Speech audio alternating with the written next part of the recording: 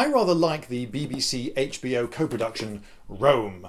People sometimes say to me, Lloyd, do you know of something that's actually decently well researched? You know, what films and television actually get things right in the past? Well, I would say that Rome gets things quite accurate a lot of the time. It's good for the society and the religion and so forth. The main thing that I really admire are the sets. The sets, I might do another video about this one day, the sets in Rome are really, really good.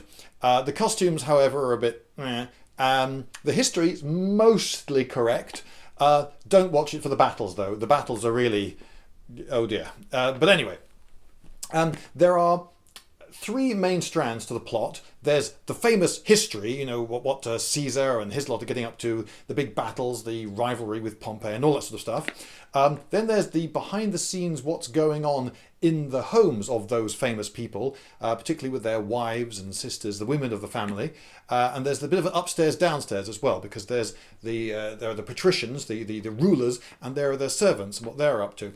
And there's a third strand, which is what the ordinary people, as represented by two ordinary soldiers, what they are up to. Now, the thing I want to talk to you about today is something which a lot of people might not realise is missing in Rome, which is a bit of a shame, but it's sort of understandable. Now, they filmed it in English. It's the most widely spoken language on earth, so commercially the best language to have made the thing in. So that's understandable. And of course, we, the audience, watching the characters, we know they're not meant to be speaking English, they're speaking Latin, right?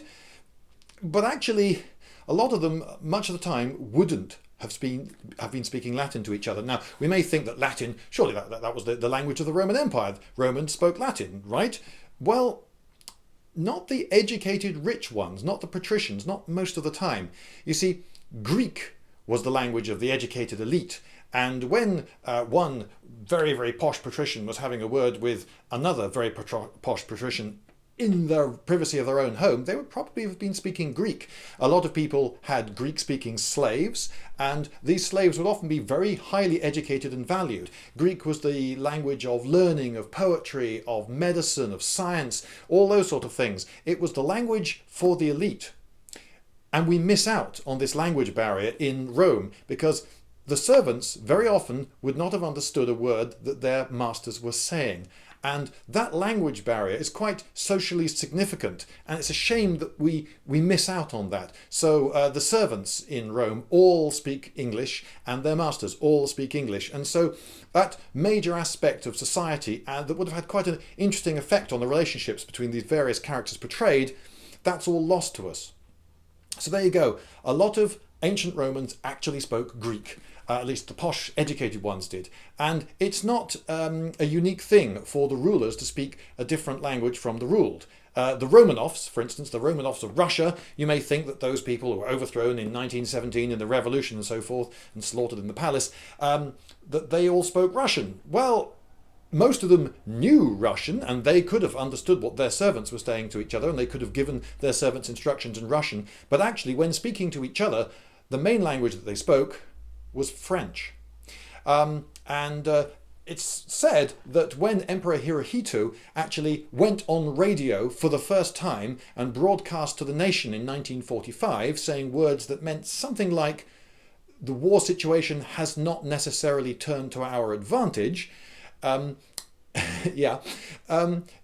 of the people listening didn't understand what he said. Yes, he was speaking Japanese, but he was speaking such a bizarre, different royal grammar that most ordinary Japanese people didn't understand him. And that was the first time most of them had ever heard his voice. So there you go. There's my point for today, is that sometimes ruling elites don't speak the same language as the people they ruled. And an awful lot of Romans, Roman emperors and that lot, spoke Greek.